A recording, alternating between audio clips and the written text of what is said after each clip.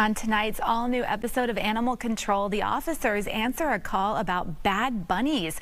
Turns out the animals ate their owner's special chocolate bars. Uh-oh. You can watch Animal Control tonight at 8 right here on Fox 26. But first today, you get to meet the bunnies from the Houston Rabbit Resource. Lorena Rubio and Nancy Martin are here to tell us all about Rabbit Resource. Exactly what is Rabbit Resource? So we're Houston Rabbit Resource. We're a nonprofit rescue organization for domestic rabbits. Oftentimes bunnies like Butch Cassidy here and Benjamin are dumped in parks in places like the Arboretum, thinking that they can survive out there, but honestly they are domesticated rabbits who have been bred out of their instincts over hundreds of years. They don't make it more than 48 hours. These guys were very lucky. Yeah, each one of these has a story to tell. Tell us about this gorgeous chocolate brown one that is just so loving. Oh, he is very sweet. He was found in a park by a Good Samaritan who was able to foster in place. He had a partially degloved testicle, and as you can see, his leg isn't properly positioned.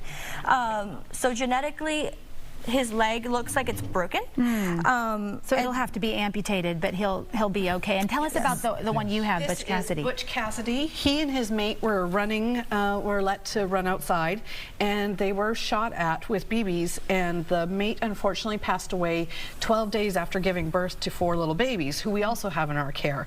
And then Butch, from whatever happened to him outside, he has some lameness in his legs, and we just discovered he had brought a house guest along with him, a very large botfly larvae. They're about that big around, and they burrow under the skin, and they're pretty disgusting. As we just had that removed from him this week, and so he's feeling a lot better now, and now he's living his best life inside. So you rehabilitate and then you put them out for adoption? Yes. Yep. Tell us about the adoption process. Of course.